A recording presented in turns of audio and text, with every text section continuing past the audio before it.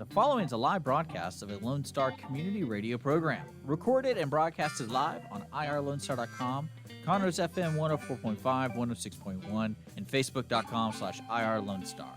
For more information on this show, please visit our show page at irlonestar.com/shows. To sponsor or donate to this program, visit our donate page at irlonestar.com/donate, or email us at lscrstudios@gmail.com, or give us a call at 936-666-1084. Lone Star Community Radio production and broadcast is possible by folks like you. So sponsor and donate today.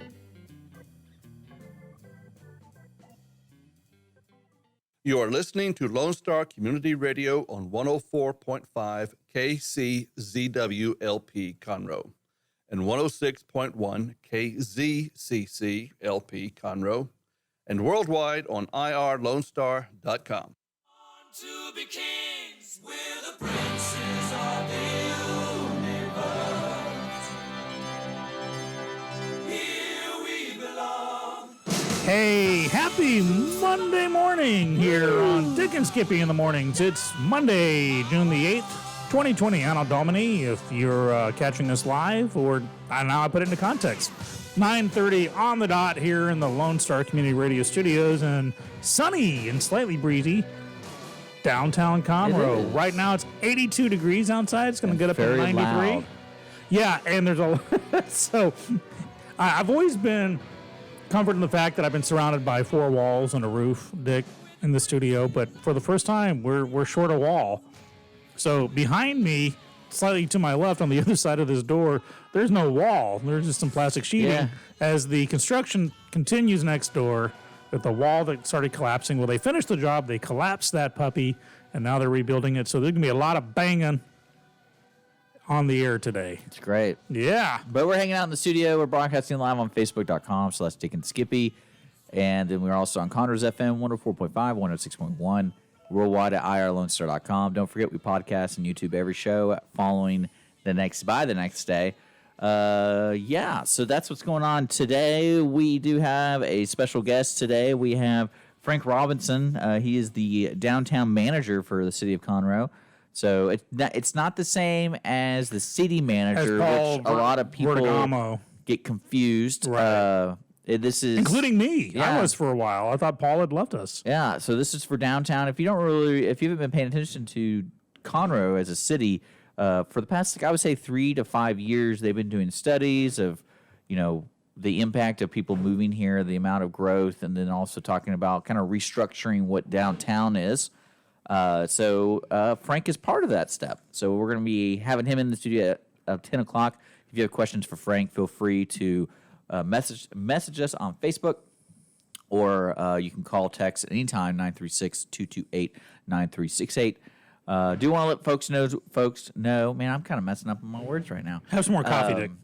I do want to let people know that we do have a guest on Wednesday and Friday, all but confirmed, so they talked about it. So we're going to hopefully have Dan Zintek, a fellow police officer, he's a police officer here in Montgomery County. Are you undercover, Dick? Is that what this is all about? That's what it's all about. I knew it. And then we also, hopefully we have Joe's from Joe's Italian on Friday. So there's the morning upkeep. It is Monday. We're hanging out. It's the second week in June. Did you have a good weekend, Sean? I did. Good. I did indeed. On building up to Saturday afternoon and evening, did a lot of work for the Saturday evening Stageathon for Stageworks Theater, which is not live streaming 3 hour, actually turned out to be like 3 hours and 45 minutes long telethon that I was the MC for. So I was on an empty stage, logged in, we had a lot of virtual acts. It was a lot of fun, a lot of hard work went into it, but some good money was raised to help keep the theater Good. and keep its doors open. Okay. Well, anything else going on you want to talk about today before we get our guests in? About Well, yeah, the minutes? world's going to heck in a handbasket, but you know. I don't believe it is. I think it's all. Here's the thing: every generation thinks that this is it.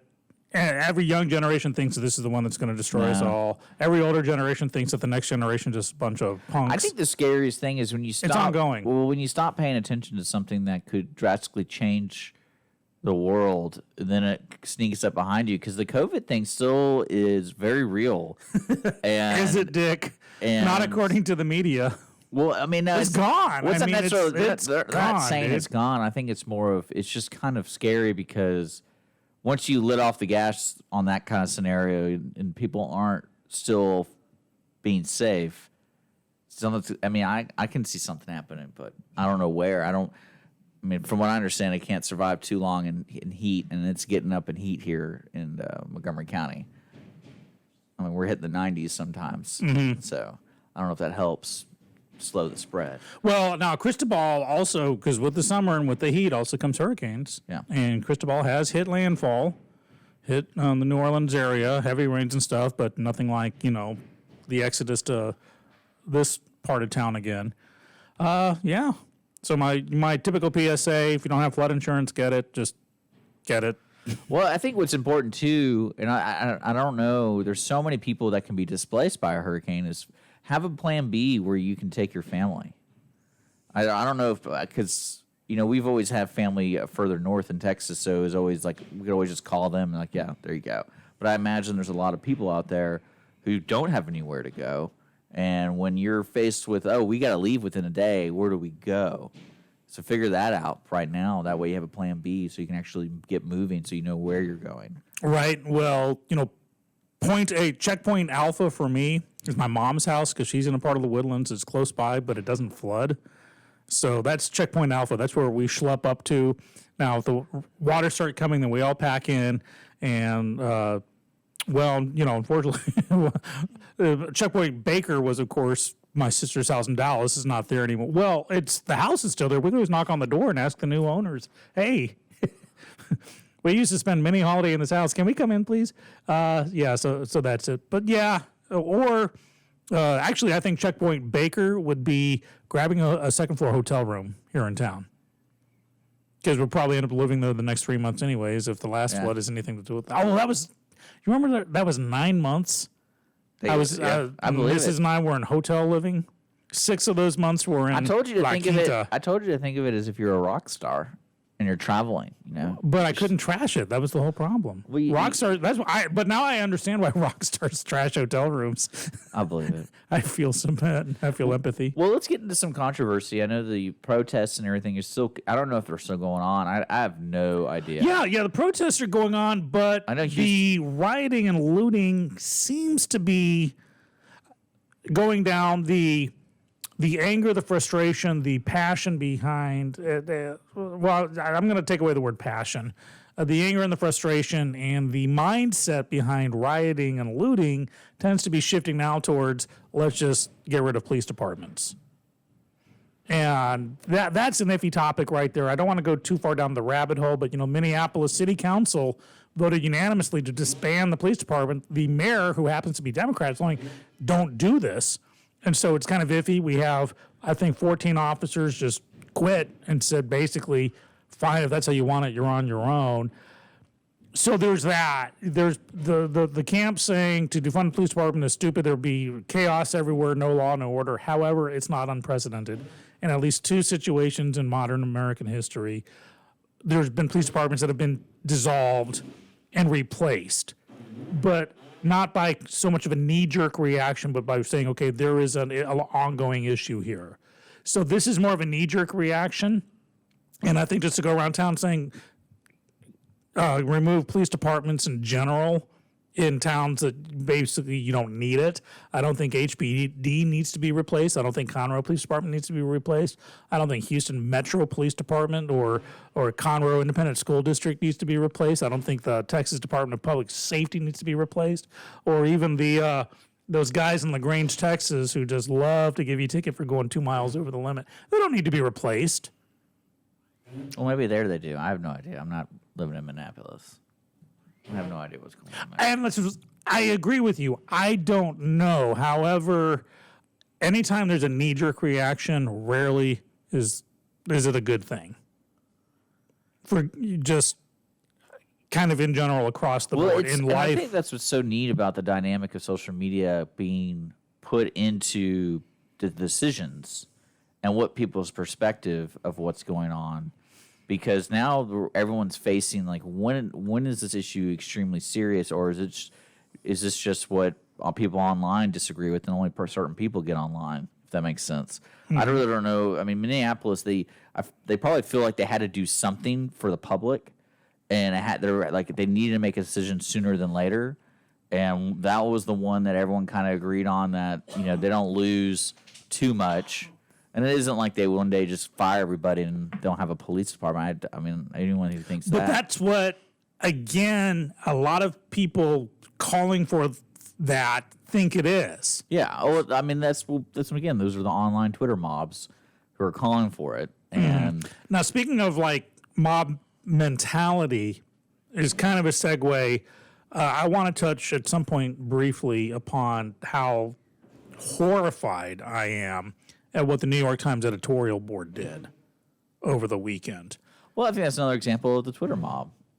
But it wasn't a Twitter mob. It was the reporters in the New York Times going on. The Twitter mob was the reporters demanding the removal and retraction and removal of an editorial. Now, an editorial page in a newspaper or an editorial segment in a news broadcast is as sacrosanct to me as the separation of church and state. That page is there to discuss, debate, outrage. That's what it's there for. New York Times has had members of the Taliban with their hate America, kill Americans rhetoric on their page, but this was too much by Cotton saying,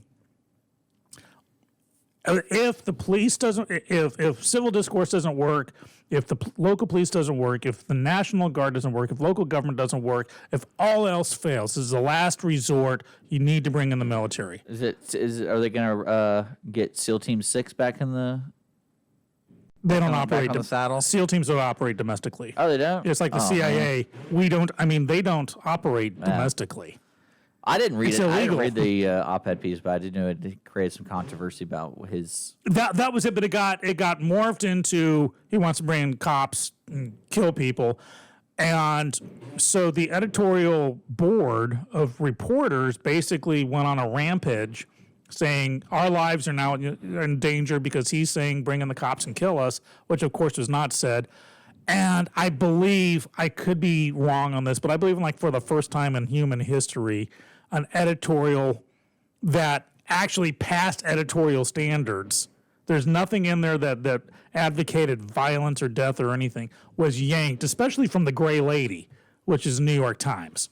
This is, again, enemies of the state, sworn enemies who have sworn to kill Americans have gotten free forum on the New York Times editorial page. But this senator doesn't, or he does, and then the editor first he defends it, then he apologizes for it, and that's what he lost him from me. It's like pick one or the other. You're an editor.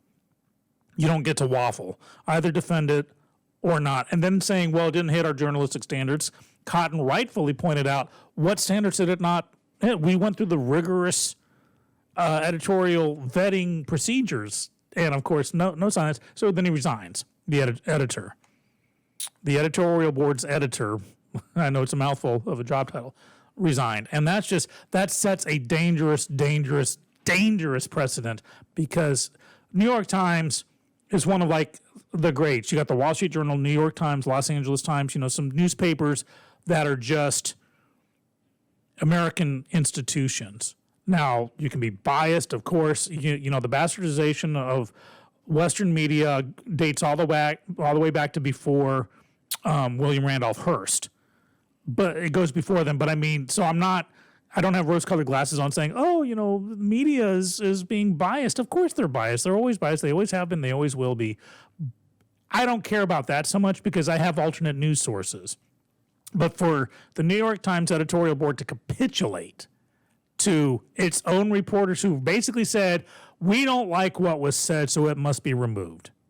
That goes far beyond yanking down the statue of a former Confederate soldier or Texas Ranger who stood in front of we're talking about the weirdest thing body is, hanging in effigy. You're talking about an op-ed piece, and that's to me, opinion. that's editorial. That's the entire purpose of the page. That's what's weird. and to it me. staggers me. I get that if reporter in among the ranks has a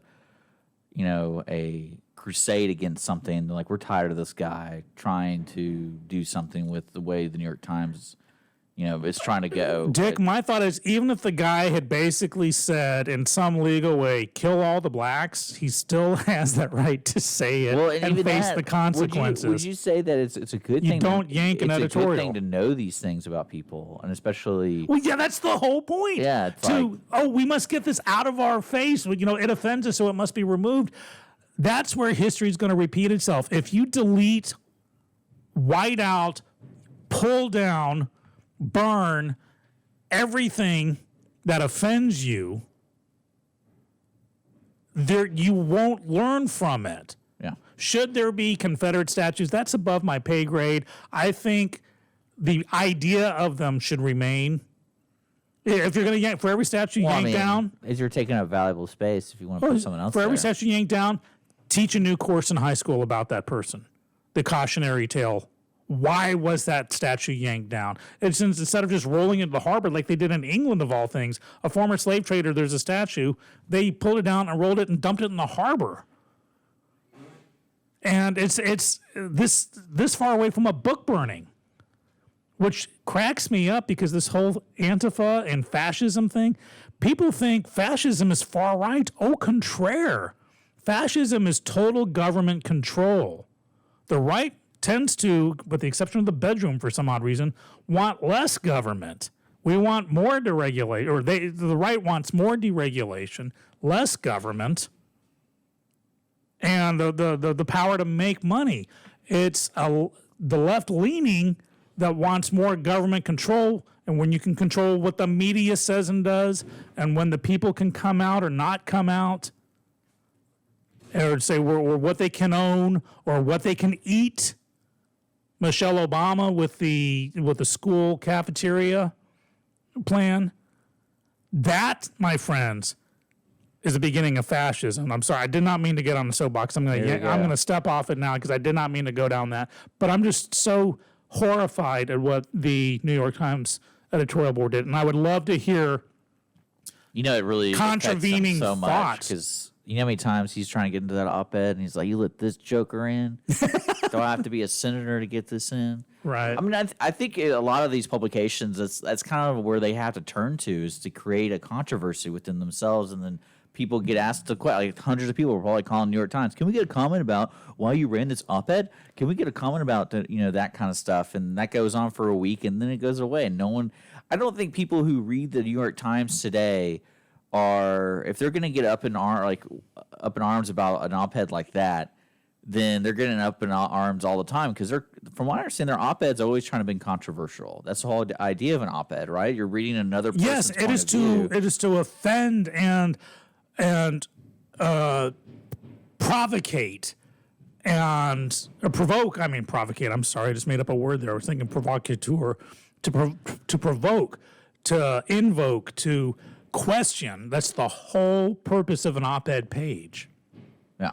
Well, I think that's also the dangerous avenue people can go down when they get so outraged, and especially with social media, you're kind of like, man, I really wish this could be constructive, but I feel like 80% of what's being said isn't being constructive at all, and I would love to be pointed to where actual change is happening, because the only thing I'm seeing online is like they do blackout. They black out their deal, and that's it. And I'm like, okay, so, well, no duh, you support this guy. Like, what? And here's the thing with social, I've always felt that with the media, which by its nature, each media outlet has its own slant, bias, tilt, lean, whatever. But the sage person will take multiple sources in, because somewhere in the middle is the truth. And I don't like using the word truth, but what I mean is, there's a musical with a great line in it. We both have truths, or mine the same as yours. Mm-hmm. So you can't just rely on one media source. You need to read contravening media sources, left and right. If you just want to say we must get rid of conservative talk radio or Fox News because we don't like it, that leaves just a majority that lean a certain way. You have to have this competition, again, which thrives in a capitalist society, not a socialist society. There is no competition in a socialist society.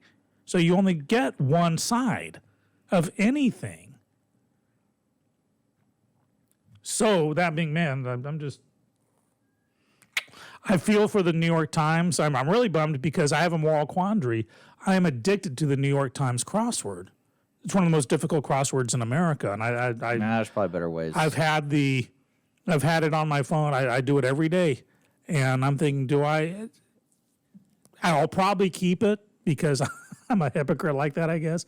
I don't know. I'm just staggered that the editorial board would do it, and the editorial board had nothing to do with Will Shortz, who's the crosswords editor. It's two different animals, and again, I can compartmentalize. Can you believe what he did on 19 Across this week? You're right. I'll see all about that. But again, be able to compartmentalize. Just because that editorial board did something to me that was truly horrifying does not mean the whole paper needs to be burned to the ground or dismantled. I don't think really anything's going to happen. I think they. I can totally see larger corporations going like, "Hey, we need to make a decision because Twitter called for it," and then like, "Well, what's the easiest?" But one? again, this wasn't Twitter. That's what Twitter's there for. To rally people and say, "Okay, well, no, so and so donates to this. Get rid of it." The authors at the New York Times went on Twitter and said, "This is what's happening internally. Can you believe it?" And that's what kind of churned this story. But they're the ones that walked out. They're the ones that I'm talking demanded about change. 2 weeks ago. Like whenever this op-ed was being circulated, about to be published, there's a woman named like Barry Weiss, I think it is. Mm-hmm. She goes, something's going on here. And then there's like, it's the old guard versus the new guard. Yeah, because the old guard is saying this is what an op-ed piece is supposed to do. And the new guard's like, no, please don't offend us. We will hold our breath till our face turns blue if we are offended. Well, maybe that's what the New York Times needs to be, is a piece that they just don't offend people. It'll be the safe news. But no, to be safe, they must get rid of the rabble-rousers first. And, of course, the primary rabble-rouser for the New York Times, of course, is the Trump administration. Alex Jones, right? No, it's the Trump administration. Have you seen the video of his car getting trashed? No, I did not. His car got trashed. Uh-oh. And he didn't care. He's like, I'll buy another one. It's actually kind of funny because he's going through a street where people you would think are protesting, and then all of a sudden he's on a loudspeaker, "We are on your side," and they all turn around and start throwing chairs at him.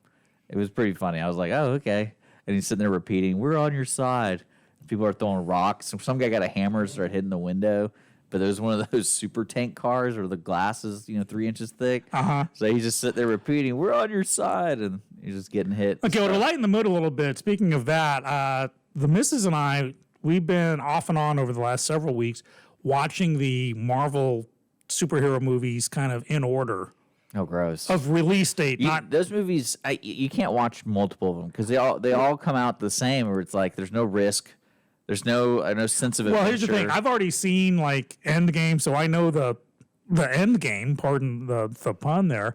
But it's fun kind of watching the build up to it. But last night we were watching one of the Captain America movies where Samuel Jackson is in this Chevy, Chevy Tahoe, and they're just the bad guys are just blowing the snot. I want that car. Right when that machine gun turret came out, and you're like, how's this guy not getting hurt right now? And yeah, I want that Chevy Tahoe, man, because that was awesome. That was a car that took hundreds upon hundreds of rounds of ammo, a battering ram sledgehammer thing on the window, rocket propelled launchers, the bombs, things that flipped it in the air, and it's still talking to you. And the best line was, "Is there anything, this make me fly? Flying mode is damaged. Make me go fast. Fast mode is damaged. What's working? Air conditioning's on damage. In this town, you need working air conditioning." yeah. So I thought I'd lighten the mood with that one. Yeah, it's it was the Winter Soldier one. That's what it was when Bucky comes back. Yeah, the thing after a while with those movies is they're somewhat entertaining, but there really doesn't seem like a risk in the show. But that's okay. And I think there's certain ways. Do you really think Bond is going to die in a James Bond movie? You create other interesting things. Like, for example, the newer Spider-Man, they created that twist at the end where his identity was exposed. And to me, that was spoilers. I haven't seen it yet. That movie's been out for Which one? Is 2 years is this or something like that. Homecoming or Close to Home or something? I think it's Far From Home. Okay. But yeah, that was the twist at the end. And you're like, oh, cool. I can't wait to see the next one because I wonder how they're going to handle this. But, that's I got to wait to watch the next one. But the other movies, like especially the Iron Man ones never really gave. He's going to be on the far end of it, as rich and as powerful and as cocky as ever. But again, and so to me, I'm more forgiving on that. It's like when I watch a James Bond movie, I know what's going to happen. He's going to sleep with 2 women. One of them will be a bad guy or bad gal. Or die uselessly. James Bond movies, though, is the story's interesting. You always got like the evil mastermind, except for Moonraker. But I'm talking about like that's what's keeping you involved. It's the creative of the. But it's a procedural story. It's just like a James Bond movie and an Avengers movie or Marvel Cinematic Universe movie is just like Law and Order or a sitcom. It's a procedural. Nothing really changes. Law and Order. It's been on the air for 30-something years now. And it's ripped from the headlines. Yeah, the stories are every now. interesting, We don't care. I don't even know who the characters are anymore. You get them coming and going and leaving. Law and Order tried to have killed off 1 or 2 of them, but it wasn't like a cop show like NYPD Blue, where it's a drama thing. It's like we're done with this actress. We need to bring in someone else. Yeah. Okay, you're dying in a drunk driving accident. Bring in the next one. They're very interchangeable. Well, I would say some of the Marvel movies. They tried to do it, but I think with the whole mastermind behind it all, they wouldn't allow it. Kind of like what happened to like Natalie Portman's character. Like you could tell they were trying to do something with her, but then that contract agreement didn't work out or something. So like, we're not going to have you in this one. But now she's been reported about coming back, and I'm like, man, can you imagine being the writer? They've made 3 Thors, and then you also had Thor and all these other movies. You're like, now we got to fix something that happened in the very beginning, and. It's just, it didn't come out to be a fun story. I don't know why. That's just me personally. Mm-hmm. I think I like, for example, I enjoy the Ant-Man and the Wasp series. Haven't seen it yet. Those are, to me, that's more fun. And there's something well, with it looks like it, and obviously I'm coming up on it. I think Ant-Man is the next movie or 2 I need to watch it in order. Those are the fun movies. Like to me, that they kept it like small. Guardians of the Galaxy, which is actually the next movie in order to watch. Mm-hmm. And the wife and I were talking about it last night because we just finished the Captain America one, and I'm looking at this list of the proper order to watch them in. I said, okay, next is Guardians of the Galaxy, and she was like, Is that part of this? And I said, yeah, because, they all come together at the end, and this is one of the stones that they're looking for.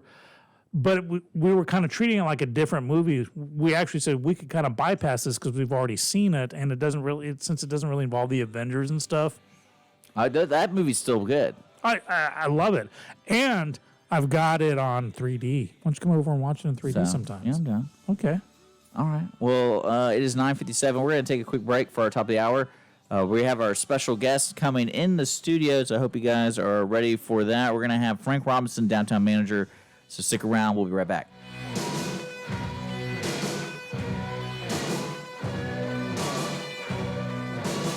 Office cleaning is available in the Montgomery County area from Clean Sweep Office Cleaning, with scheduled cleaning services such as floor care, window care, trash collection, restroom disinfection, and stair and elevator cleaning. Clean Sweep can service a business one time or on a regular schedule with daily, weekly, and monthly options. Clean Sweep Office Cleaning can be found online at cleansweepofficecleaning.com or by calling 832-689-7996. Clean Sweep Office Cleaning. Take back your time and let us make your office shine. Mornings with Lone Star is sponsored by Clean Sweep Office Cleaning. A Lone Star Community Radio is looking for those who are interested in hosting their own talk show, with monthly and weekly slots available on Conroe's FM 104.5, 106.1, and on irlonestar.com. Start your own podcast, create your first YouTube channel, and be on TV. Contact Lone Star Community Radio online at irlonestar.com or call the station message line at 936-647-3776 to take your first step into the radio world. Want to check out the fastest growing sport in the world? It's right here in Conroe, Texas, and it's roller derby. Conroe Roller Derby is a non-profit recreational league of women and men who want you to come and check out the fast-paced, hard-hitting game of roller derby. The Conroe Cutthroats practice at Rainbow Roller Rink on Tuesdays, Thursdays, and Sundays. You can find our game schedule and more information on our website. www.conroerollerderby.com. For those of you who like your partners, your gumbo, and your music salty, well, we're here to help with the music. Julian Shea here, host of Lone Star Country Nights Thursday, your weekly dose of roots and Americana and all the music that makes this part of the country special. We stir in Western swing, honky-tonk, Zydeco, Texas blues, outlaw country, and put a pinch of red dirt, and then we smoke it over a slow fire. Then listen to the results Thursday nights on Conroe's 104.5 and 106.1 and worldwide at irlonestar.com.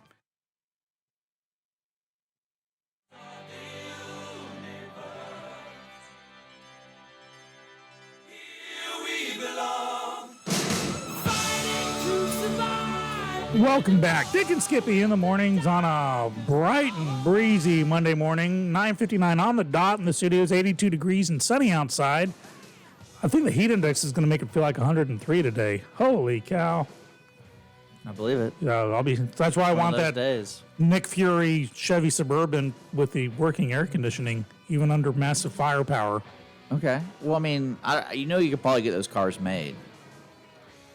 I can? Probably, yeah. Dude, I'm getting one made then. The only problem with getting a car like that made, it's so custom, you can't really compare prices to like the shopping. So you're like, I gotta pay. It's not like a floor model. Yeah, it's like, oh, it's gonna be $1 million. Can I go to the scratch and dent lot and get a discount? I mean, I bet there's a place locally in Houston, especially Houston. You think so? Yeah, I mean that's how the HPD get their cars altered. Like they gotta have a place locally here. I don't know where to go with that. Okay. I was saying something about the Batmobile, but that was just a whole other rabbit hole. No, I knew a person. That's what they did. Their job. He was a tech guy, and he would do computer systems for cars. So, like, one of their clients was the HPD, because certain cars had to be outfitted with certain capabilities, and that was part of like his main deal, was just doing a bunch of cop cars. Nice. So, yeah, I imagine they can do it. Now, for downtown manager cars, what kind of updates can we get? We got I don't know. It's a good thing we have a downtown manager in the studio with us suddenly, magically, all of a sudden. We got Frank Robinson in the studio with us, who is the official City of Conroe downtown manager. How you doing this morning, Frank? I'm doing well, gentlemen. Thank you very much. Gentlemen, I think he means us. Yeah, he's talking That's about so us. cute. It's great. Just to let folks know, this is a newer position for the City of Conroe, from what I understand. Like, there wasn't one before you, was there? Or was there one like 20 years ago, 100 years ago? Years ago. Okay. Years ago, they had a position like this, and I'm not sure what happened in that span of time, but they have re-energized He just didn't answer his phone. And one day he just somewhere under Wood Forest Stadium at the 50-yard line, there's buried a. I had somebody tell me the other day when I introduced myself to them, and they said, "Oh yeah, there used to be." So the city finally filled the position. Well, I guess you can't accuse them of rushing into anything. Yeah. So I wonder what the vetting process was. I also want to clarify with folks. I've mentioned that you were coming on, and they were under the assumption that the mistaken impression. The city manager was being replaced. Oh no! And I was like, no, I think Paul's still there. Oh yes. So this is just an addition because of the growth and things coming. This is specific to the downtown, as I think we've mentioned this before, and people may recall last year, around October-November timeframe, the City Council adopted the Downtown Conroe Development Plan. Okay? And there are many recommendations in that plan, and one of the recommendations is to have a single point of contact, someone who can manage the projects, who can manage the relationships between the businesses and our city government. Yeah. So that was the downtown manager position. So that's what they did, was they filled that position as one of the first things as they began to implement the recommendations in this plan. Because people can see the plan online, I believe. That's correct. At cityofconroe.org. And I can find it. I'll post it. I posted the City of Conroe website, but I do know the plan is still there. And I've looked over the plan many times, and it's fun to see the potential that it really is there in the downtown area, because a lot of folks don't realize that downtown isn't just Main Street and West Davis Street. It goes all the way pretty much to 45. Correct. And goes all the way to 10th Street east. So east of where we are right now, Uh-huh. and it goes north to Dallas Street, if I remember correctly. That's right. And then south to I forgot what road that was. What road is the south one? What's the barrier? Hicks Road, and where it stops, it just continues with the railroad track across Main all the way back up to 10th Street. Okay, and it's really cool. They did sections, or I mean, I wouldn't. What do you call them? Like They created districts. districts. That's Yes. yeah. We're being put in districts now, folks. Those are. I can't believe with the Mockingbird show was that a Mockingjay? no? Yeah, The Hunger Games. Hunger Games. You know, the district would be a bad word for a lot of people, but I actually looked up the map of what's it called, Pan Am, which is I have like no idea. It's the country, which is basically North America, but with all the coast swamped. And you see the district map, and Texas is in like District 2 or 3, I think. Yeah. And that's just a district that would just kick everyone else's butt. I believe it. It's all the states involved with that. It's like, yeah, we'll go up against Colorado in a heartbeat. Wait a minute, we're not number one? Well, number one is their capital, you know, where all the elites are. Yeah. So Oh, The okay. Hunger Games. You ever heard of the Hunger Games? Hunger- Oh, yeah. The Hunger yeah. Games. Never really was a big fan. with chicken either. nuggies. But there's districts in downtown, and it's not more of like what's going on. It's more of what the plan, what the area physically can offer as an upgrade. That's right. You know, each area, what they found out in the study, which is very interesting, is a really comprehensive look at what's the character of Conroe. And you could break it down into 5 districts, basically. You have very old Conroe, you have the railroad tracks and the railroad company and all that land, and then you had the oil. You remember there were oil fields here, and so you have these different times in which development occurred in the city, and then as the city began to evolve, you had more interest in arts and culture, and then you have business, the general business that we have in our city, which is quite a bit. And as they began looking at that plan, it was obvious to them, hey, we've got architectural characteristics that are different in different parts of the city. So that's what I think prompted the creation of these districts to help identify those areas. Yeah, there's some really probably the one I like the idea of most. I would like to see happen is the idea of having a walkable, rideable bike kind of route throughout all these districts in one way or another. Because that's probably the one thing that you get kind of intimidated by coming to downtown is you don't really know where you're allowed to walk safely. Right. And then there's not really a lot of what's the word for it? Like it's not a continuation. You know, as of, in regards to traffic and stuff yeah, like because that. like for me right now, imagine me trying to walk to 45 right now. In my mind, I'm like, all right, I could probably go this way. Probably the safest way is to get to that library somehow, and then cut across here. You know, it's not just like Lord, if I tried, that'd be my last act on this planet. Well, I mean, like, that's what I'm saying. So it's Why not. is my arm numb? That's one thing that was in the plan. I was like, oh, I'd be interested to see how they do that, and if that is a feasible thing they could do. So you're talking about like interconnecting the different districts, which I hope this comes out sounding right, which I'm reminds gonna me look kind it of up. the historic wards in Houston that they too are going through like a renaissance. They are. And where each one has its particular flavor, but with proper city resources behind it and guidance tends to make it evolve it into its best possible scenario. So we're talking about also like enlarging or interconnecting them so you can go from district to district easily and kind of experience all of greater downtown. The plan recommends as was just mentioned, a connective kind of trail or walking experience and a bicycle riding experience. For the whole. And these things will take time, obviously, to pull together, because there's a lot of property acquisitions, there's engineering, there's a number of things that will take place to create that connectivity. But in the meantime, the inner part of the city, we're already undergoing sidewalk connectivity right now. And as you experience here in downtown, you see, we have sidewalks, right? Okay. Get a little further out of the immediate central business district, and you'll see that there are sidewalks, and then there's no sidewalks, and then there'll be sidewalks again. There's lack of connections. There's areas where sidewalks really do need to happen, especially in areas where you have children that are walking to school. And, Right. And thank you, to the federal government actually has a program called the Safe Routes to School program. Really? Yes. Nice. And the city has been very, very diligent in applying for grants and successful in receiving grants to help facilitate the construction of those sidewalks. So sidewalk connectivity is one of the big elements of that plan. It's funny, we don't really think about that. You know, the importance of, walking, to have 10 blocks, but only 8 of them have sidewalks. There's 2 where there's a situation possibly. And it's very easy to go. You could go down Metcalf right now, and on your way to 45, you'll see a very nice stretch of sidewalk, and then it just stops.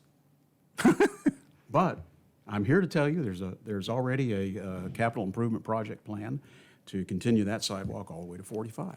And that's what the city's been doing, is planning out these sidewalk extensions and connections over the last several years. Cool. Now speaking of like capital improvement, I can't help but notice in a lot of areas that some government entities have used the lockdown period to like good effect to get a lot of infrastructure work done. I've noticed so few potholes in my part of town that, have always tended to be there, but has downtown Conroe been able to enjoy that same kind of Conroe's been making busy the in lemonade spite- out of the lemons? Right, in spite of the lockdowns and what have you, the city's been very busy. Mm-hmm. And yes, it's provided time for them to address other issues that perhaps they couldn't because of higher traffic volumes and such. Cool. Now we got to talk about your history here. What brought you to this position? I mean, and how did what did you major in school to get it? Well, the snapshot is I've been in public service for about 38 years. Okay. Okay. I really probably best known for my role in the development of the Woodlands. I was the president of the township, the Woodlands Township. See, I was going to gush about it because I'm a Woodlands boy, so I was going to say, in the Woodlands we have these bike trails, Yeah. but I didn't want to smack talk Conroe. Well, but and now I and can. I appreciate that because the Conroe doesn't want to be the Woodlands. Right. The Woodlands is the Woodlands. Conroe is Conroe. Hey, Dick and I off the air were talking about the flavor of different neighborhoods and towns and stuff, and that's this vital. city. The beauty about Conroe, one of the things I love about it so much, is it's authentic. I mean, it has a history, a real history, a real legacy. But that's how I got started. I actually got started as a police officer in Denton, Texas, back in 1971. Thanks for your service. And worked all that time through growing up in a police force, becoming a police chief in West University Place in the Houston area. I knew it well. I moved from Houston started in Richmond, Rosenberg, and just kept on moving north till I hit the Woodlands. And then my officers gave me a hard time because they said I crossed over to the dark side. I went into city management. Left city management, went off into the private sector for several years, working in a real estate development company as a corporate security director. Huge, huge firm. Came back into public service, and I've been there ever since. And I was recruited, I was recruited to open up the Town Center Improvement District of Montgomery County, which is now the Woodlands Township, back in 1994. It's 14 years there. Graduated from SAM with my master's in public administration. 14 years is a long time for a city administrator to be in any one place, so I was kind of anxious to see what I could do, what else was out there. Got recruited to California, of all places. And after many times being asked, why would I want to move to California? And this was by Californians, by the way, because they love Texas. And I gave them all the politically correct answers, and then finally I just got to where I was just saying it was missionary work. But 9 years out there in a wonderful community, the town of Apple Valley, which was the home of Roy Rogers and Dale Evans. Well, you can't get more American than Apple Yeah, Valley. You sure can't. I retired, officially retired, and moved back to my home roots here in Texas. And I'd been a volunteer on the downtown Main Street project for the city of Conroe back in the days when I was with the Town Center Improvement District / the Woodlands Township. So when I got back here, I wanted to reconnect with the city manager. I wanted to stay involved in the Texas City Management Association, but I was officially retired. And I wanted to just make sure I didn't lose contact, with people.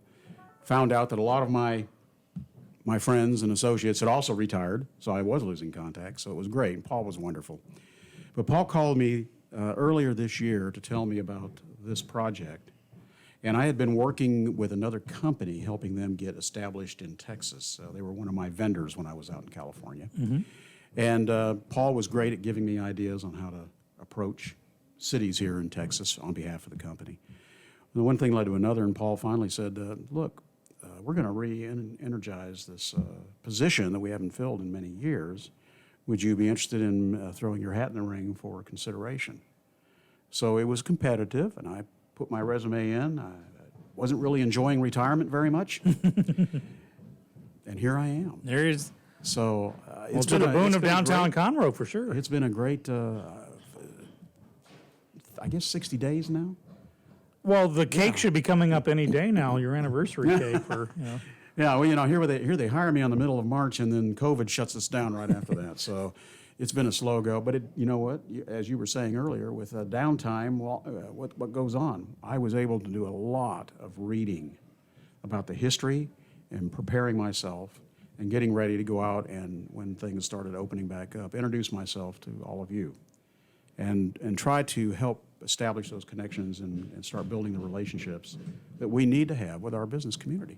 And how does this compare to how it was in your other positions, especially like with the Woodlands, since this is kind of a new animal created for you? It's really very similar in some respects because the Woodlands, that town center improvement district was brand new.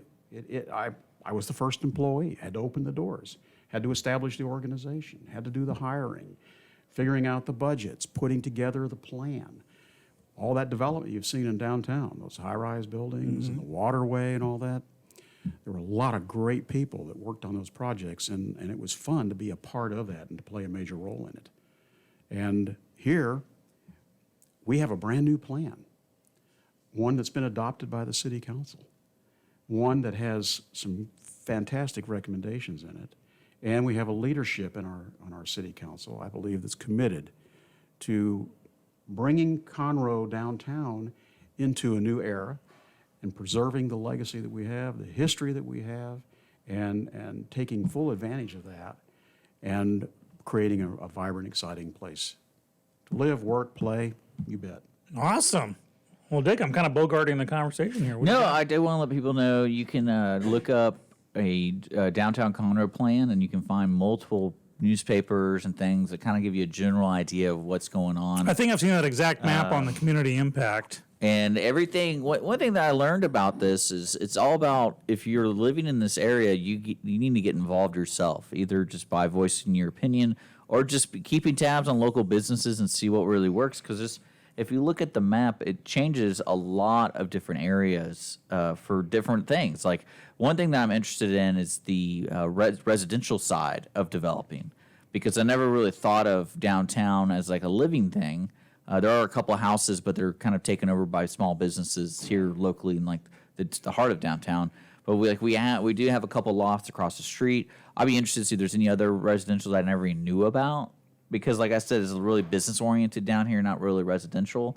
And I do know there's a lot of townhomes and things being built on Fraser Street. I'm not really sure how those are going to end up, what's going on. I know there was a couple townhomes already built, ready to go right there on North Fraser, and they're building the same ones on the same different side of whatever the land is. But that's one thing I'm interested in seeing, because I know they were trying to localize that in the West Dallas area. That is where they're like, hey, this is where we can there's a total integration off of Mockingbird Lane in Dallas of just these the loft living above where your ground floor is the shops. And I see some of that happening in the Houston area too. Even the Woodlands a bit. We have this loft living kind of popped up when Exxon was threatening to bring in 80,000 people or something. Well, I mean, But I mean, here though, what's interesting is the from what I've learned, and you can correct me. Please me if I'm do. wrong, is the area of the city of Conroe the same, if not bigger, than the area of Austin? When I'm talking about taxable area. I'm not sure about that. Because that's what I was either reading or heard that, and it's not something that's so drastic. I'm like, oh, I can't believe it, but then I can believe it, because if you think about going from like the east side of Conroe goes pretty far, and a lot of people don't travel down 105, but if they live here, a lot of people travel through it to get through Maybe Oh, that makes sense because, you hit 242, it's like Woodlands, Conroe, Woodland, Yeah. or 1488, because we just don't have the and then all the way out west. condensia of people like Austin has, but I think we have the same amount of land. So there's a lot of growth and there's a lot of opportunities. Like one thing I want to know, if I'm reading this right, is on the east side of the railroad tracks. That to me is the Wild West of what can we really get done here, because there's so many different types of things. The Shipley's just went in, so they're not going to give that up. That Shipley's is going to be there forever now. But are people talking about putting schools there, or do you know what I'm talking about? I remember there was a mention of some type of home ec kind of establishment where schools can use the property for certain things. Oh, a homeschool co-op. It might be something like that, but it's more for specialty schools, not just like not just like your science, maths, and stuff like that. It's more of like if you want to do something specific, like welding, or I'm trying to think about it. Those things typically happen in areas in urban settings where you begin to have residential components. Yeah. Like, do you all have any idea what the population is in Conroe right now? I think it's like 88,000, 89,000. What do you think it will be when the 2020 census is complete? I would say it might break 100,000. Yeah, is that 88,000 based on the 2010 census? I think that might be the 2010. If that's 2010, then I'm telling you it'll be at least 40% higher. You may be right. You may be right. And what are you going to do with that population? You're going to give them places to live. You're going to give them more services. You're going to give them more places to eat, more places to shop. And it's going to happen all over the city. And those growth areas right now are, as you have mentioned, west, north. You're seeing a lot of growth north, a lot of growth west. You're also seeing a lot of growth on the south, down near 242. Mm-hmm. So it just begs to reason that there's going to be some growth on the east as well. And you were mentioning the downtown and not really thinking about residential that much. There's already a great deal of interest in redeveloping in our downtown residential areas. And the city, in fact, has adopted a program to target 1,000 new residences in the downtown. I can see that because that's these other towns we've been talking about, the integration of CBD, central business district with residential right then and there. I think post-COVID especially, people are going to want to be able to walk out their front door, go downstairs, shop, walking distance. Well, you're also in a unique scenario where a city of Conroe, as I'm looking it up right now, apparently to 2010, it was 56,000. Compared to the 2000, it was 36,000. So there was a 52% increase. They're estimating for 2019, 2020, it would be 91,000 people. It's going to threaten to break the 100,000 mark. But Conroe's in that unique scenario where you still have this small town foundation, but if you reach that 100,000, that kind of like drastically changes the future of a town, because it can either keep growing, or it just stagnates. But I don't think that really will happen here because there's so many diverse opportunities. Well, that's go time in my impression, that either you embrace the growth and say, okay, we got to start matching it, or hang on to the old days of, no, we were a small town. We don't want to lose that small town feel. Well, you're going to grow in spite of yourselves. Yeah, that's what I mean. That's one way to look at it. Well, because the lake, and again, like I'm gonna put the map up one more time so people can see. This is what they think when we say downtown. This is what we're talking about. Because when people think downtown, who aren't here, they think of 9 square blocks. Yeah, that would be me actually. Not this what is designated as downtown. I think to me, downtown had before I, started becoming a Conroe boy. Basically, the train tracks to the church, maybe the tracks here to 45, and that would be like the edges of downtown. But you wouldn't be wrong. That was the concept, I believe, of what downtown was. That was the perception of downtown. And we're right. I'll let people know this is where we are. No. This is where. And I know it's going past because I remember like the 610 loop was originally supposed to gird all of Houston. Yeah. When they first came up with it. Oops. But no, I think it's important for people to have that idea, especially going forward if they want to get involved with what's going on and have a better understanding. Because I think it's one of those things. A lot of people, especially the bigger the town gets, you kind of lose track of what's really going to be happening. And tomorrow something pops up, and you're like, I didn't know that was going to be there. That's crazy. And then a lot of people get upset with that kind of stuff. Some people do. Well, and that's what I was trying to say earlier about this fine line that, Conroe has a particular flavor, and a lot of that's like a traditional flavor with buildings that have lasted for so long. Mm-hmm. So you've got to walk that fine line between we got to grow, we've got to build, but we just don't want to willy-nilly tear down. I don't get a warm, fuzzy feeling talking to people about tearing down. In fact, they are very concerned about that and about protecting this history that we have. I've interviewed almost 80 different businesses now, and that doesn't sound like a lot in the grand scheme of things. If you're listening from from 45 to Houston 10th or Street, someplace, there's there's a lot of businesses out there. But when you are able to really get down and start talking to business owners and business operators, you'll find that one of the things that they'll tell you when you ask them, what is it you like the most about downtown Conroe? And that more than likely they're going to say its history, the authenticity. I love the old buildings.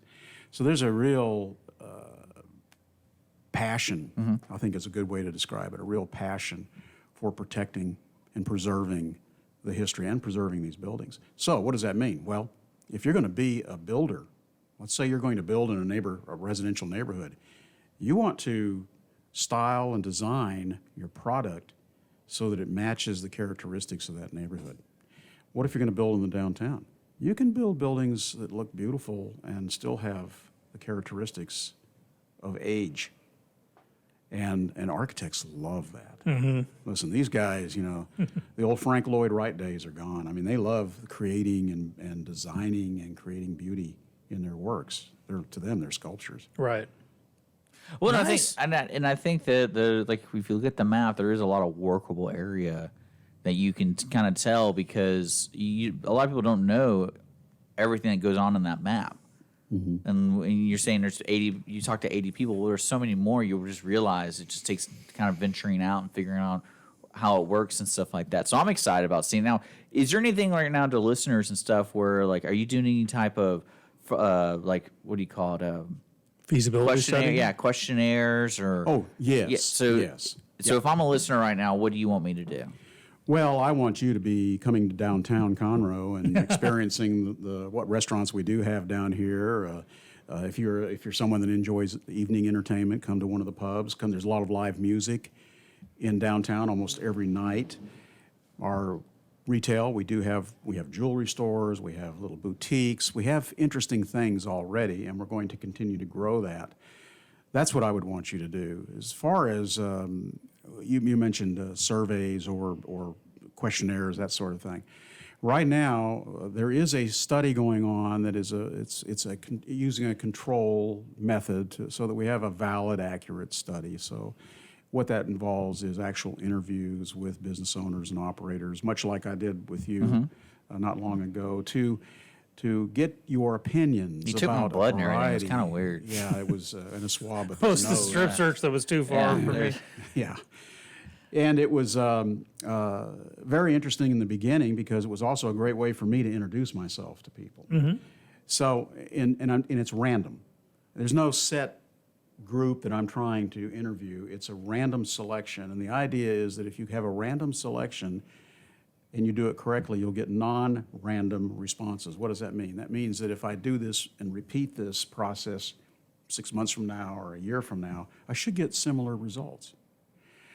What I'm looking for is an accuracy in weighing the opinions of the people who are working here, either because they own a business or they are an operator of a business. And they're telling me right now that they really like their downtown, and they want to see downtown grow. They want to see more activity in downtown. They want to see us do what we can to bring more life and to bring people downtown, creating downtown as a destination. Yeah, see, the more people we have here, Sean, the more people we can watch fall on this ledge or hit the ledge. I know, right? So that's really our end goal here. Well, at the I station. note that Those of you who like tuning later, we've been talking with Mr. Frank Robinson, who's the downtown manager for City of Conroe. I noticed that Frank here talked to you, but apparently you didn't see fit to have me in the room with you because I have my own ideas. You're a Woodlands boy. But see, I have my own ideas. I don't want to get muddied water. I swing both sides. I'm Woodlands and Conroe. You know, I spend half my time up here. So I'm just going to throw this out there, take it and run with it. It's okay. You know, Houston has its light rail. That's how they're connecting. And the Woodlands has its trolleys and stuff. So I'm just going to throw this out there. A really big roller coaster. Oh, yeah. Okay, just connecting each. Well, you know, with the stop there. And it's wooden. It'd be a wooden, takes the trolley? Huh? Is trolley more of a visitor thing, or is it like that's how I'm getting? It's to my actually kind job? of handy. I have used it in the past. You know, but like with any bus type system, you got to be close enough on the route to make it worthwhile. Yeah. Okay, I was curious because I know the Conroe Transportation is working hard. I missed the water taxis. Those were cool. Oh yeah, why did they get rid of those? Was it like controversy? Harvey messed up the water and stuff, and so they had to shut down for a while. And They're just kind of like, who cares? yeah, I Fair cared. enough.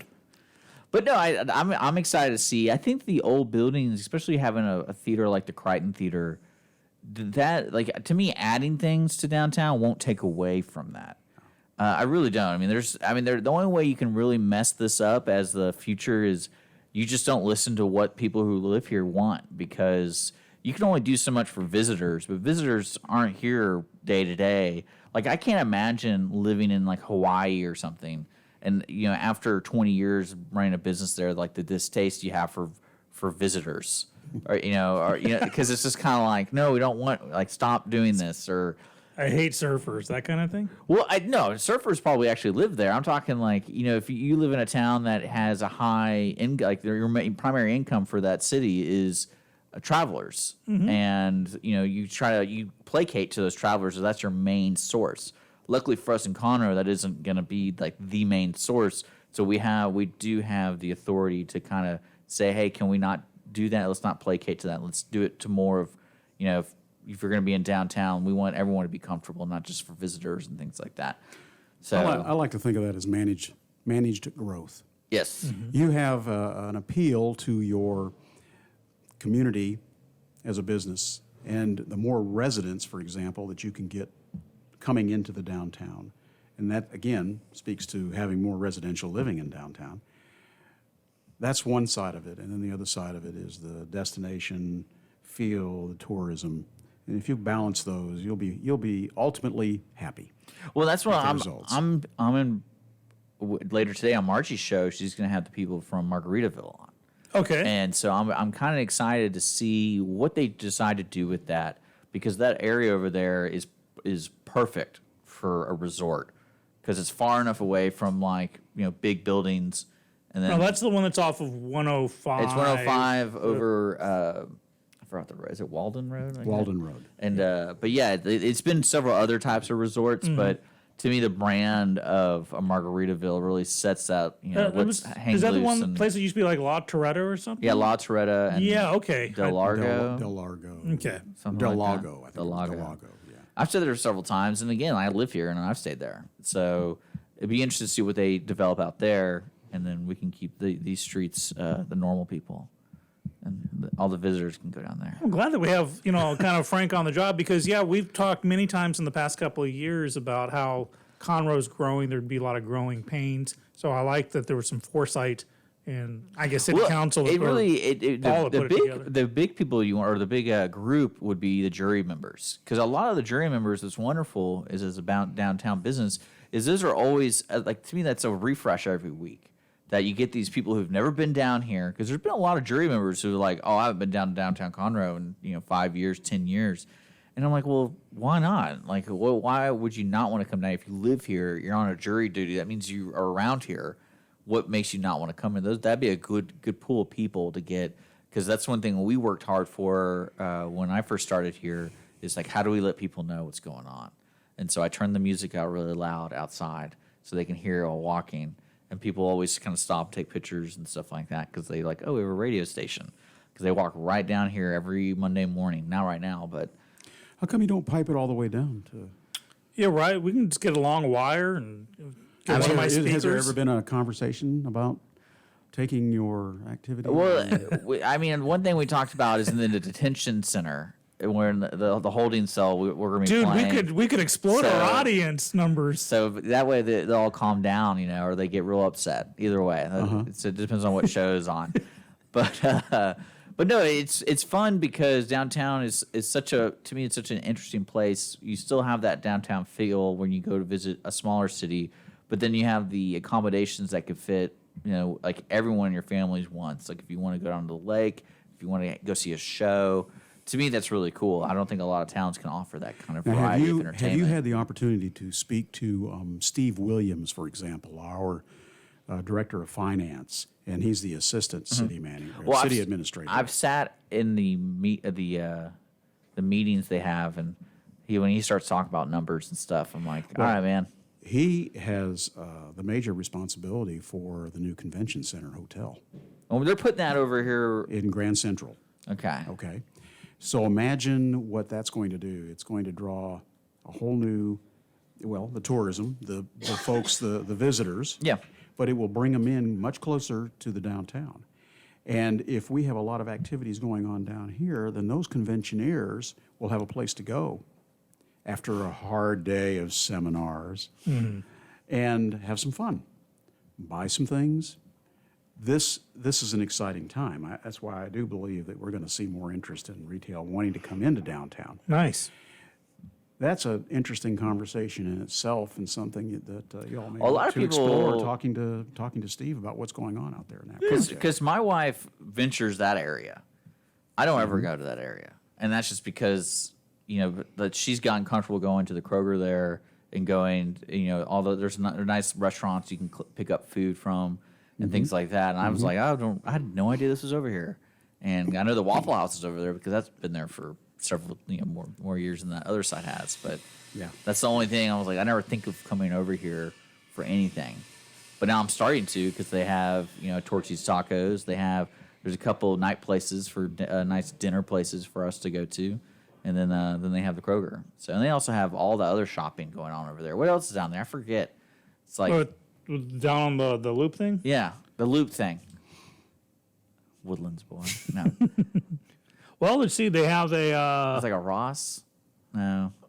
It's a store like that. It's I big. think It's a big so. store like that. Yeah, because I drove through it just looking at stuff. I knew that they had some kind of home improvement place, like an at-home or something. Yeah, it's nice. It's going down there. Okay. Now, do you live in the Woodlands? I do. All right. Married? Oh, yeah. Children? All grown. So you're empty nesters. Yeah, that's why we just adopted a dog. So what would it feel like if you just walked over here to work? From the Woodlands to here, I'd kill myself. From living in a brand new 3-story townhouse or brownstone or something like that. As long as I could pay cash for it, because I don't want to go through the home buying thing ever again, man. That was. Well, I mean, a I year would of my live life down I'll here, never but get that's back. because we're Oh, here. I'd love it. I love the Woodlands, but I also love Conroe. I'm telling you, I I hear this a love both lot now sides. about, especially I was just talking to a young lady who I was introduced to. She was looking for a loft, and she's a singer.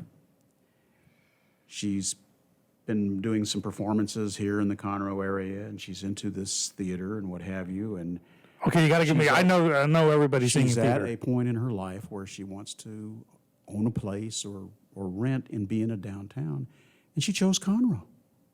She said, "I want to be in Conroe." Nice. She can't find anything right now, and I don't know if that's just a sampling that's But valid, at the or if very that's least, it just could be the beginning. or if that's an outlier.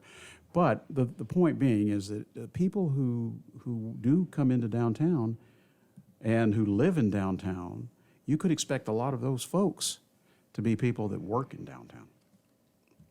Oh, That would be one. yeah, absolutely. I think I know as many business owners here as I do in the Woodlands. And Well, that's one thing. I'd be interested to see what they do east because there's so much land, and there's a lot of buildings that aren't even being used. Mm-hmm. And that's one thing I was curious because I know the old Conroe School is, I think it's on 10th Street. Is it on 10th Street? You know what I'm talking about? They abandoned. I don't know if someone the bought old it. college. The old college. Conroe College. Yeah, and Yes. I was like, man, that'd be a great place for something. Yeah, Wouldn't that be a indoor fan- paintball. No, it's not that big. Property. It's not Wouldn't like that a be a big great? That'd be a great for something. redo. And I was, because a lot of times people go through 105 in that area just to get around to other places. Like I think it's 10th Street to, I take it to the Lone Star Convention Center from here. If I'm going there, that's the route I go. Right. And there's a lot of stuff going on there, and that I don't think a lot of people realize what goes on over there. I don't believe they do either. So there's a lot of opportunities. I'm excited to see it. Now, cityofconroe.org is the main website. Do you have like a tab yet, or Not yet. They don't like you we're in yet. discussions now. How to hopefully in the label you? future. What are we gonna put, Frank? Guys, what are we gonna do here? Well, you know what? I'll make a phone call and see what we can get you on there, because I really want to show people the plan. Because I think a lot of people get disconnected between the plan and then like what's actually going to happen. Because all these projects, these are based off a study of how we could benefit from having these things, but that doesn't necessarily mean they're going to be built. Probably the number one factor to making sure this happens is get developers here, because a developer can do a business, they can help remodel, coordinate where streets are going, and then also the residential things. They kind of dictate what follows, because that's just the way it runs. That's how towns grow. Is someone's got to put up the money to develop the townhomes or the lofts, or this isn't the city of Conroe going, hey, we're going into business and building buildings. The city of Conroe is not really doing that. They're like, oh, we'll do the streets, we'll do this, but then someone else has to bring this in. And I think that's what it's important for people to realize is when they hear about this plan, they're like, oh, it's so cool they're doing that. I'm like, well, no one's really doing it. It's like that's what they want to do. Right. So does anybody know any developers? Please call the station and be a sponsor while we can get you I knew you were leading there. I'm so glad. connecting. Just call us at any time. We do have a phone number at 936-228-9368. And I think, would you say to a developer, what kind of projects is the city of Conroe looking for to be developed in the downtown? So you got residential. And then what other things can you really see? Retail. Retail? So would definitely be another one. Okay. Perhaps even office buildings. Okay. Yeah, I really wish there was a good office building downtown. That way all the cool old buildings aren't taken by lawyers. But they're the number one people you want because they pay rent on time. So they're like the best tenants, and they don't care about you raising the rent, right? Because they're like, we're lawyers, we make a lot of money. So I mean, if I own them, I understand why they're here, but if we can. It's As really Frank a starts benefit. looking at the door. It's really a benefit, in my opinion, that you have the county seat here in Conroe. You have a workforce here. They have disposable income. You have all these folks that are coming in, and if you had the other amenities and the other retail and such, you have a built-in client base already.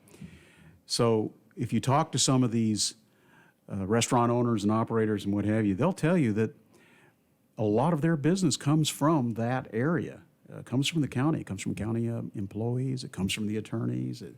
There's a lot of good reasons for them to be here because this is the county seat. It would be nice if they had their space that perhaps was more conducive to the kinds of work that they do. That we could free up the retail, because we have a lot of retail that is occupied in that fashion. But regardless, they're a very important part of our economy. Oh, no, I think the lawyers, if I was a lawyer, that's where I want to be, is on one of these cool buildings, and especially when you're trying to impress clients and stuff. I get it. Yeah. But Dick, I would let you be my lawyer.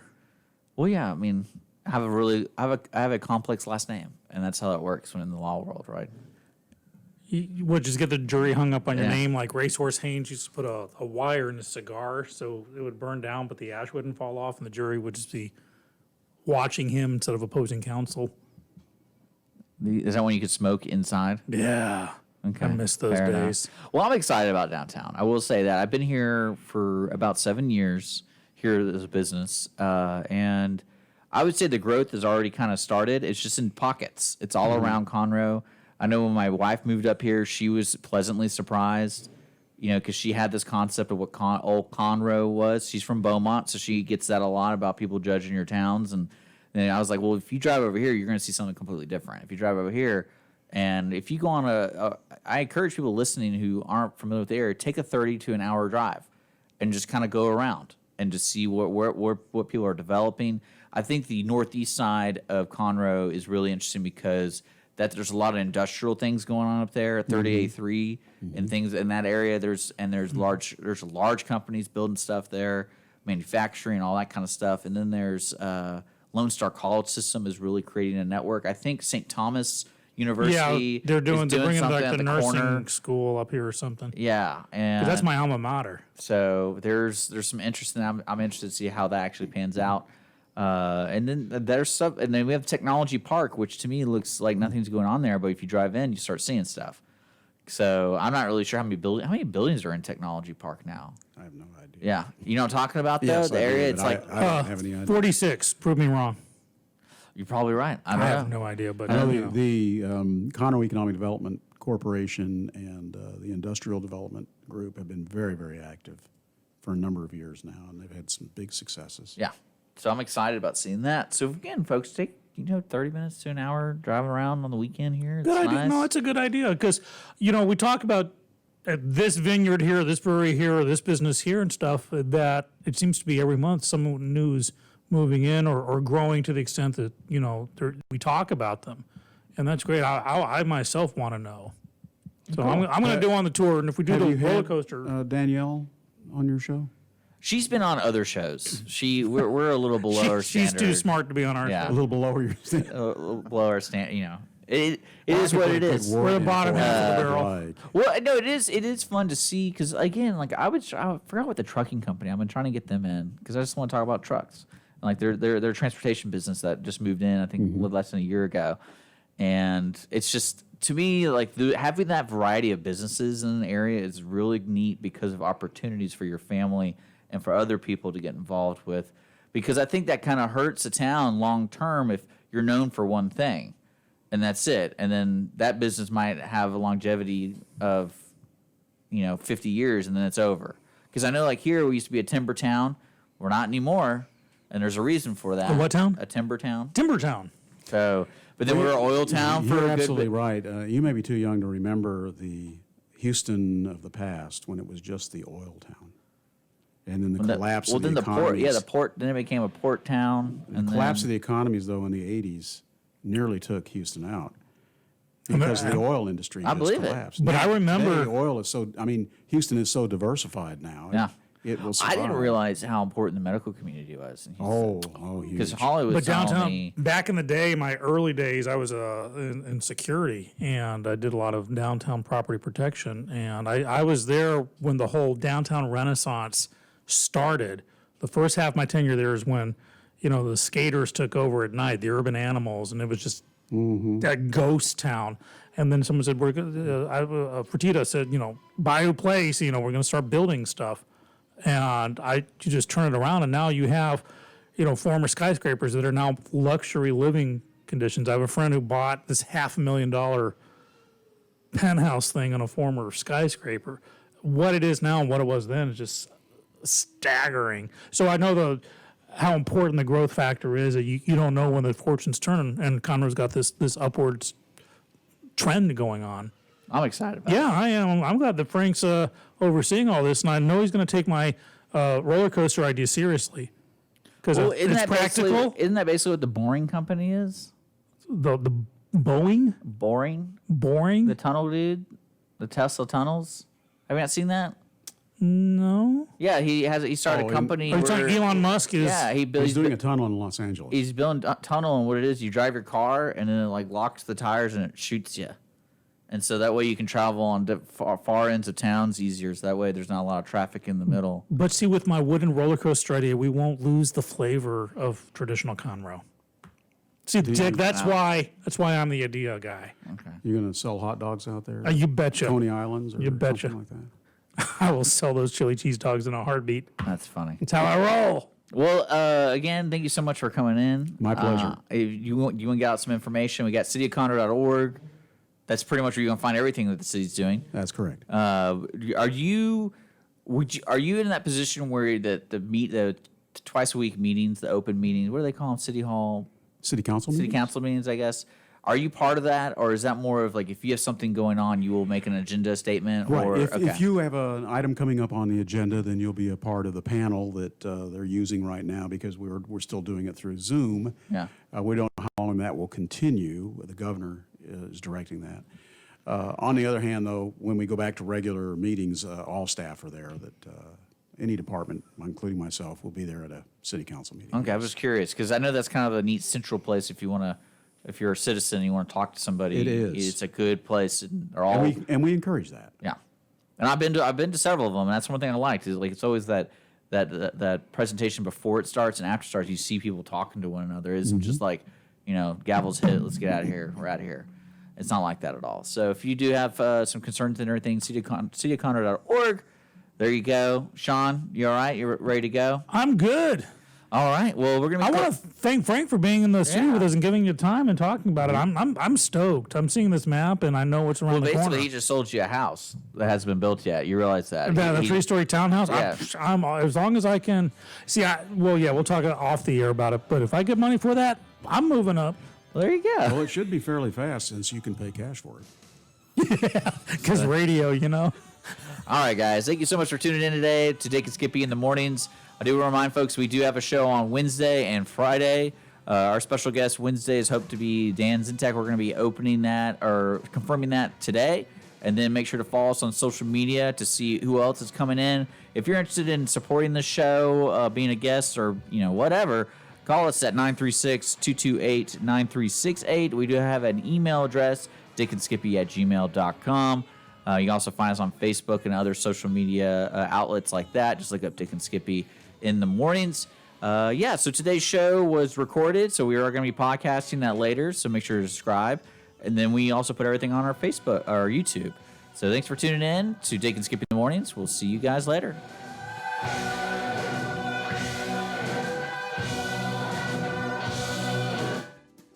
Today's show was recorded and broadcasted live on irlonestar.com, Conroe's FM 104.5, 106.1, and all rights and ownership reserved to Lone Star Community Radio. For more information regarding this program and Lone Star Community Radio, visit us online at irlonestar.com. Lone Star Community Radio is Montgomery County's community radio station, serving the community with local programming on TV, radio, and online. If you enjoyed today's program, please support us by sponsorship or starting your own show. Contact us today by phone or text at 936-666-1084 or email the station at lscrstudios@gmail.com. Lone Star Community Radio is looking for those who are interested in hosting their own talk show with monthly and weekly slots available on Conroe's FM 104.5 and 106.1 and on irlonestar.com. Start your own podcast, create your first YouTube channel, and be on TV. Contact Lone Star Community Radio online at irlonestar.com or call the station message line at 936-647-3776. Been 17 years in this old town. Watch the sun come up, watch the sun go down. And I've seen everything change and everything stay the same.